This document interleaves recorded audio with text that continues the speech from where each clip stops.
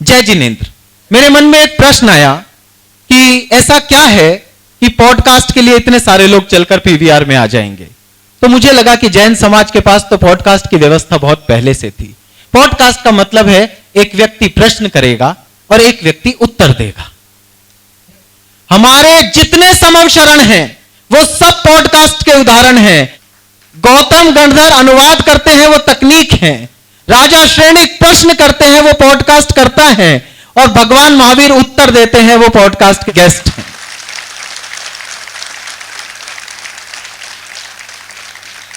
तकनीकें हमारे पास सारी हैं, बस हम लोगों ने जानना बंद कर दिया, हमने बूझना बंद कर दिया। आज ये दुनिया का सबसे अद्भुत पॉडकास्ट, पंचम काल का पहला समव शरण, जिसमें परमेष्ठी विराजमान है। महाराज श्री नमोस्तु करता हूं। 12.5 साल की आयु में गृह त्याग कर देना, याद कीजिए 12.5 साल की उम्र क्या होती है। आप लोगों को उस समय नए जूते, नए बस्ते, पेंसिल, स्कूल, होमवर्क, खेल, खिलौने ये सूझते होंगे। ऐसे में एक बालक के मन में आया कि नहीं, जो आचार्य श्री मंदिर में आए हुए हैं उनके जैसा बनना है। आप लोगों ने 12 साल की उम्र में सोचा होगा पायलट बनना है, डॉक्टर बनना है, इंजीनियर बनना है। मुनिश्री ने सोचा कि साधु बनना है। ऐसा क्या था, ऐसा कौन सा भाव था कि उस उम्र में जब बालपन के सपने पल रहे होते हैं, उस उम्र में गृह त्याग का विचार आया और आपने दिगंबर पथ पर कदम बढ़ाया। मौत और सन्यास उम्र की मोहताज नहीं होती। वाह।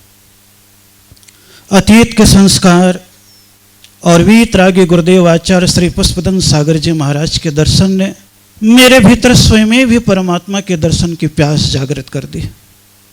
12 वर्ष की अवस्था में संसार में किसी बालक को कोई दुख नहीं, परिवार में किसी प्रकार की कोई कमी नहीं। संस्कारों का बीजारोपण बचपन से ही था। लेकिन पूज्य गुरुदेव आचार्य श्री पुष्पदन सागर जी महाराज का एक बार सम्मेश शिखर जाते वक्त जन्म नगरी में आगमन हो गया और पूज्य गुरुदेव अपनी क्लास में रत्न ग्रंथ श्रावकाचार्य का पाठ कराते थे।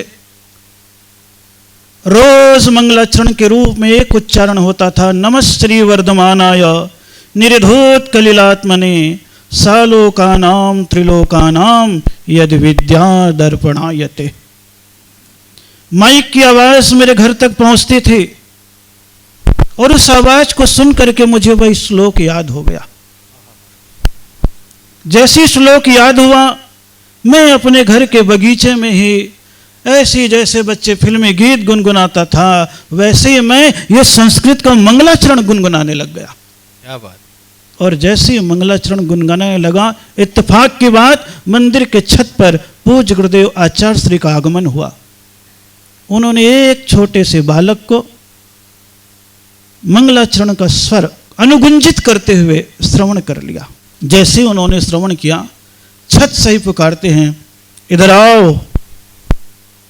जैसे उन्होंने बुलाया, मैंने सोचा शायद उन्हें कोई काम होगा इसलिए मुझे बुलाया है। मैं उनके श्री चरणारविंद में चला गया। नमोस्तु गुरुदेव, ये मंगलाचरण किसने सिखाया? मैंने कहा गुरुदेव किसी ने नहीं सिखाया। फिर कैसे तुम्हें याद हुआ? बोले जब आप मंगलाचरण करते थे तो मेरे घर तक माइक की आवाज आती थी, उसको सुन करके अपने आप ही याद हो गया। आचार्य श्री ने देखा कि इस बालक के भीतर प्रतिभा बहुत है, स्मरण शक्ति तीक्ष्ण है, इसलिए मेरे काम का है।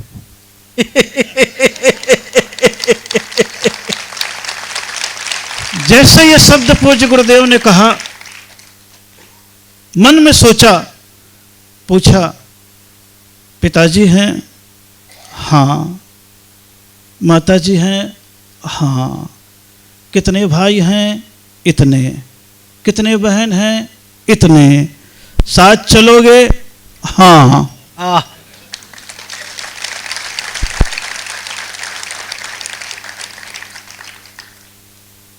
सिद्ध चक्र महामंडल विधान का आयोजन था उस नगरी में, जसपुर नगरी में, छत्तीसगढ़ प्रांत के। और मैं भी वहां पर गया। माता पिता इंद्र और इंद्राणी बने हुए थे। महाराज श्री ने पूछा कौन है माता पिता? मैंने कह दिया यही है, श्रीपाल पिताजी हैं और चंद्रप्रभा माताजी हैं। बोले वाह क्या बात है, सिद्ध चक्र विधान करा करके श्रीपाल तो अपने रोगों को दूर कर दिया और मोक्ष चला गया। तुम मुनि नहीं बन सकते हो तो तेरे बेटे को मुझे दे दो। जैसे ही पूज्य गुरुदेव ने कहा बेटे को दे दो, उनने सोचा हंसी की बात में सभी महाराज कहते हैं। बच्चे भी तैयार हो गए, इसको ले जाऊं? बोले अगर ये जाता हो तो ले जाओ। उनने भी सहज में कह दिया, उनको मालूम था लौट के बुद्धू अपने आप ही घर को आएगा। उन्होंने जैसे ही कहा 8 अप्रैल का दिन आया और 12.5 वर्ष की उम्र में अतीत के संस्कार, अतीत की अधूरी साधना पूरी करने के लिए आचार्य पुष्पदंत सागर जी महाराज के चरणों में अपने आप को समर्पित कर दिया और उनकी कृपा प्रसाद से यह वैराग्य महासन्यास के रूप में, इस दिगंबरत्व के रूप में आपके बीच में उपस्थित हो गया।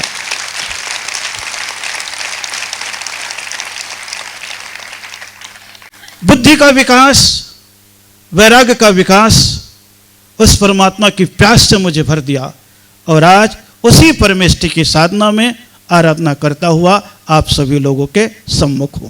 जय हो।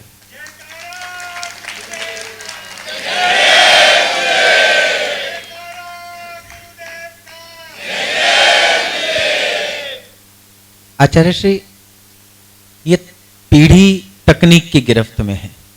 हर मोबाइल के नए वर्जन्स आते हैं, नए संस्करण आते हैं। हर एक साल में एप्पल अपना संस्करण बदल देता है और किसके हाथ में कौन सा मोबाइल है इससे ये तय होता है कि वो कितना नया है, कितना आधुनिक है। आधुनिकता की इस अंधी दौड़ में धर्म, जो अपनी पुरातन परंपराओं के साथ दृढ़ खड़े रहने में विश्वास करता है, इस सदी में धर्म कहां खड़ा होगा? भगवान महावीर स्वामी तकनीक पर नहीं, तरकीब पर विश्वास रखते हैं।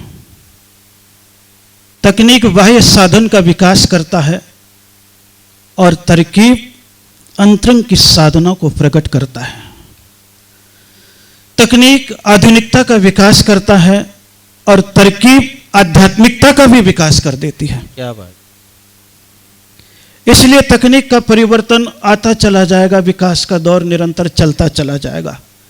तकनीक हमारे ऊपर हावी ना हो, हम तकनीक का केवल सदुपयोग अपने जीवन चलाने के लिए करें तो तकनीक आपके जीवन में बाधक नहीं बन सकता। एक माइक भी एक तकनीक है। उस समय तो तरकीब थी मंत्र की, जो समोसरण में एक दिव्य ध्वनि खिरती थी 12 योजन तक पहुंच जाती थी, और आज ये तकनीक है, एक आवाज यहां से निकलती है विदेश तक भी पहुंच जाती है।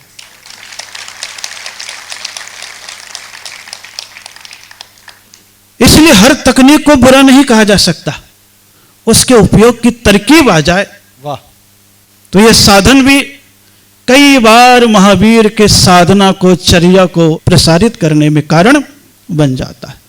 युवा पीढ़ी की सबसे बड़ी कमी है तकनीक को अपने ऊपर हावी कर लिया। उन्हें तकनीक के ऊपर हावी होना था, इसीलिए उन्होंने उसका उपयोग विकृति में किया, संस्कृति के विकास में नहीं किया। क्या बात। संसार में वस्तुएं सभी को प्राप्त होगी, ये मान करके चलिए। जिसे आप कहते थे परमात्मा ने सभी चीज दी है दुनिया में, यद्यपि जैन दर्शन के अनुसार परमात्मा कुछ देता नहीं लेकिन एक कहावत में कहा जाता है सारी चीजें दी है, अच्छी भी चीजें दी है, बुरी भी चीजें दी है, प्रकृति ने सब चीजें दी है। लेकिन समझदार उस वस्तु में से अच्छाई को स्वीकार कर देता है, बुराई को छोड़ देता है। उसी प्रकार आधुनिक युवा पीढ़ी इस तकनीक से अच्छाई को, जीवन के विकास को, अहिंसा के विकास को, धर्म के विकास को, आचरण के विकास को, संस्कृति के विकास को, देश को विकास को स्वीकार करते हुए इसे स्वीकार करते हैं, तो ये तकनीक आधुनिकता से भी आध्यात्मिकता की ओर बढ़ाने में साधन बन सकते हैं। तो उनका सांसारिक जीवन भी चल जाएगा और धीरे से इसके माध्यम से जीवन का विकास भी होना प्रारंभ हो जाएगा। इसलिए तकनीक को हर क्षेत्र में बुरा ना समझे, उस तकनीक में से कुछ ऐसी तरकीब निकाल लेवे जिससे उनके भी जीवन का विकास हो और समाज का भी, देश का भी विकास होने लगे।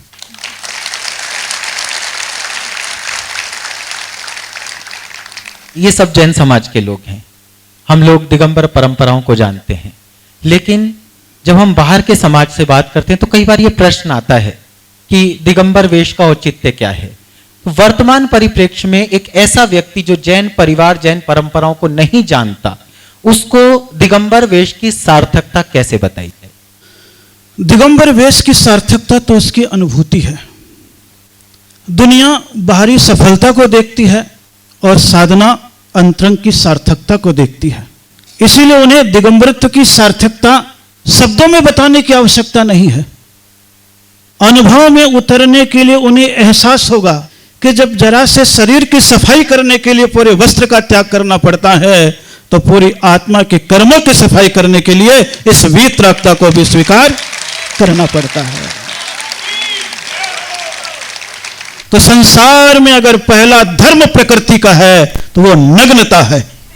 संसार में कोई भी उत्पन्न हुआ है इसी नग्नता को लेकर के उत्पन्न हुआ है। इसलिए सबसे पहला प्रकृति का जीवंत धर्म दिगंबरत्व का धर्म है। उसके उपरांत जैसे जैसे इंसान के भीतर वासना का आवरण चढ़ने लग गया, वैसे वैसे उसने वस्त्र को स्वीकार कर लिया है। इसलिए वस्त्र तो विकारों को ढकने का माध्यम है और यह नग्नता, वीतरागता विकारों के विसर्जन का साधन है। इसलिए जितने जितने त्याग की वृत्ति चली जाती है, उतने उतने नग्नता और वीतरागता आती चली जाती है।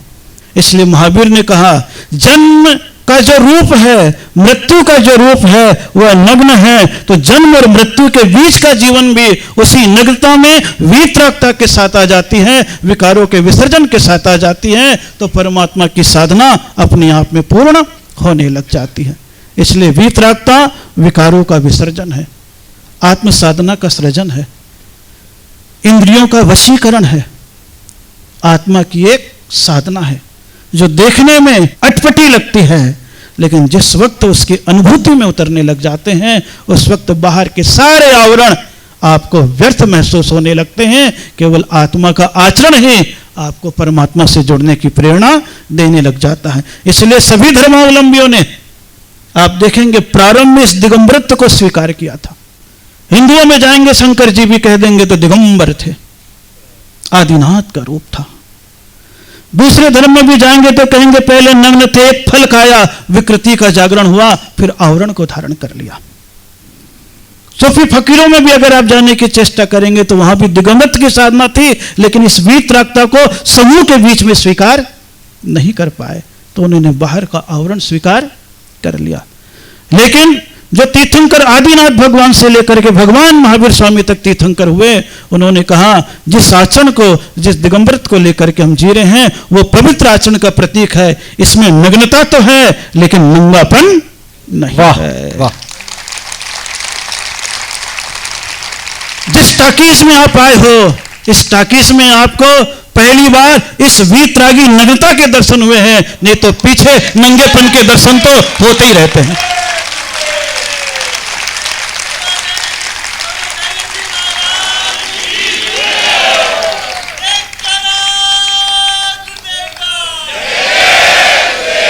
इसलिए नंगापन अश्लीलता का प्रतीक है और नग्नता, वीतरागता महाशालीनता का प्रतीक है, महावीर के दिगंबरत्व के रूप का प्रतीक है।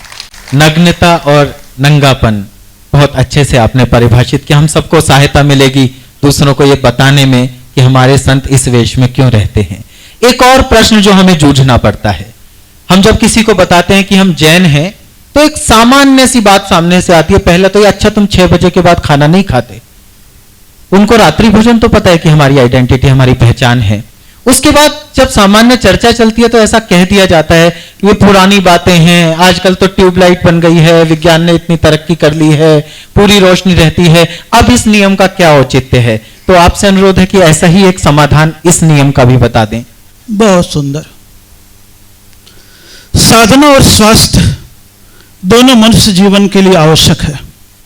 समय के अनुसार रात्रि भोजन जो त्याग है, वह साधना भी है और स्वास्थ्य भी है। संसार में 2 प्रकार के प्राणी हैं, दिवाचर और निशाचर। अक्सर निशाचर मांसाहारी होते हैं और दिवाचर अक्सर शाकाहारी होते हैं। गाय को ले लीजिए, बकरी को ले लीजिए, ये सब दिवाचर है। शेर को ले लीजिए, उल्लू को ले लीजिए, ये सब कौन है? निशाचर। निशाचर रात्रि में खाते हैं, दिवाचर दिन में ही भोजन करते हैं। प्रकृति ने बताया है कि अहिंसा का विस्तार हो, लोगों के मन में दया का जागरण हो, तो मांसाहार का तो पहले त्याग करा दिया, उसके उपरांत कहा रात्रि में भी अगर भोजन करते हो तो ख्याल करना सूरज के प्रकाश में अल्ट्रावायलेट नाम की परावैगनी किरण होती है। जब तक सूरज की किरणें होती हैं तब तक इस वातावरण में सूक्ष्म कीटाणुओं का जागरण नहीं होता है। इसलिए आप महसूस करते होंगे संध्या जैसी आती है, रात्रि का प्रवेश होता है, जरा सी लाइट लगा दो तो एक लाइट में हजारों कीट और पतंगे पैदा हो जाते हैं, जो हमारे भोजन में जाकर के उसे विषाक्त भी करते हैं। जैन दर्शन ने सबसे पहले अहिंसा की वृत्ति को अपनाने के लिए कह दिया, ख्याल करना जब तक सूरज की अल्ट्रावायलेट परावैगनी किरण है तब तक कीटाणुओं की उत्पत्ति नहीं होगी। तुम भोजन बना करके अगर कर लोगे तो तुम्हारी सेहत भी सही रहेगी और तुम्हारी धार्मिक साधना भी परिपूर्ण हो जाएगी। इसलिए जैन दर्शन में रात्रि भोजन का त्याग विशेष रूप से कराया गया है। आयुर्वेद भी कहता है जब आसमान में सूर्य उदित हो जाता है तो जैसे सरोवर में कमल खिल जाता है उसी प्रकार तुम्हारे पेट का कमल नाल भी खिला रहता है। उस समय जो भोजन करोगे परिपक्व होगा, पचेगा, स्वास्थ्य, सेहत और विचारों की पवित्रता में कारण बनेगा। रात्रि में भोजन करोगे बीमारी बढ़ेगी, चर्बी बढ़ेगी, टेंशन बढ़ेगा, स्वप्न दोष भी होगा, बेचैनी भी होगी। इसीलिए जैन दर्शन में रात्रि में पूर्ण दिवाचर बनाने के लिए, अहिंसक बनाने के लिए चारों प्रकार के आहार जल का त्याग कराया है। केवल दिन में ही भोजन करने की एक व्यवस्था बताई गई है, इससे प्रकाश का कोई संबंध नहीं है। विद्युत में आप देख लीजिए आज 3-3 हेलोजन जल रहे हैं, एक भी कीड़े नहीं है, लेकिन इसी को शाम को रात में जला दीजिए तो अपने आप ही समझ में आएगा। इसलिए प्रत्येक जैन को ही नहीं, संपूर्ण भारत में रहने वालों को चाहिए जब सूर्य उदित हो और जब तक अस्त न हो तब तक हम भोजन कर लेंगे, उसके पश्चात भोजन ग्रहण नहीं करेंगे, क्योंकि सूर्य को आपने देवता माना है। जब अपने परिवार का एक सदस्य विदा हो जाता है तो आप अपने मुंह में भोजन नहीं डालते, तो आपका देवता सूरज विदा हो गया है, तो आपको भी मुख में भोजन डालने की कोई आवश्यकता नहीं है। ओला घोर बड़ा निष्भोजन बहुबीजा बैंगन संधान। हमारे अभक्ष्य भक्ष्य का ज्ञान, जैन समाज का जो आहार विज्ञान है, भोजन के नियम है, वो सबसे अलग है और कहीं ना कहीं समाज ने, दुनिया ने इसे स्वीकार भी किया है। आज बड़े से बड़े होटल में, बड़े से बड़ी शादियों में जैन मेन्यू अलग से होता है, जैन मेन्यू कार्ड अलग से होता है, जैन मील अलग से होता है। ऐसा क्या विशेष है जैन आहार विज्ञान में कि पूरी दुनिया उसे अपनाने को तैयार है? 3 प्रकार के भोजन हो गए हैं, तामसिक, राजसिक और सात्विक। जैनियों का भोजन सात्विक भोजन है, जिसमें स्वास्थ्य भी सही रहे, प्रकृति से जीवों की हिंसा भी कम हो, पर्यावरण भी परिशुद्ध हो और इसके माध्यम से विचारों में भी पवित्रता कायम रहे। इसलिए तामसिक भोजन तो दूसरे को पीड़ा दे करके, मार करके, मिटा करके निर्मित किया जाता है, जिसमें हिंसा भी है, मादकता भी है, क्रूरता भी है। इसलिए तामसिक भोजन का पूर्ण रूपेण त्याग करा दिया गया। राजसिक भोजन जो है वो दूसरे के दिखावे के लिए है, जो आप सभी लोग 56 प्रकार के भोग बना करके दिन और रात में सबको दिखाते। लेकिन जैन दर्शन में सात्विक भोजन, जिसे आपने कह दिया जैन फूड, जिसमें 2 इंद्रिय से लेकर के 5 इंद्रिय तक के जीवों की हिंसा नहीं है, और सात्विकता उसमें इतनी आ गई है कि धरती के भीतर जमी कंद के रूप में उगने वाले आलू, प्याज, गाजर, मूली का भी त्याग करा दिया गया है, क्योंकि अंधेरे में रहने के कारण से उसमें सूक्ष्म जीवाणु जरूरत से ज्यादा पैदा हो जाते हैं। इसलिए जमी कंद का भी त्याग करा दिया। और सात्विक भोजन जो ऊपर उगते हैं, जिसमें जीवाणु की उत्पत्ति बहुत कम है, न्यून है, नहीं है, केवल एक इंद्रिय है। तो सात्विकता के लिए, साधना के लिए, मन की पवित्रता के लिए, जीवों की रक्षा के लिए, और आपके भीतर क्रूरता का जागरण न हो, समता का जागरण हो, सात्विकता का जागरण हो, इसलिए जैनियों ने सात्विक भोजन को स्वीकार किया। और आज का विज्ञान, आज के लोग इस बात को स्वीकार कर रहे हैं, अगर हमें स्वस्थ रहना है, दिमाग को शांत रखना है, बेचैनी से बचना है, तो जैन फूड को अपनाओ। और बड़े सौभाग्य की बात है, हर ट्रेन और प्लेन में शुद्ध सात्विक जैन फूड भी मिलना प्रारंभ हो गया है। हम बैठे हुए जो लोग हैं उनके मन में आ जाए, हम उसे स्वीकार करेंगे, तामसिक भोजन से मुक्त होने की चेष्टा करेंगे, ताकि साधना भी आपके जीवन में आ जाए, सात्विकता भी आ जाए, स्वास्थ्य भी आ जाए और सेहत भी अच्छी रहे।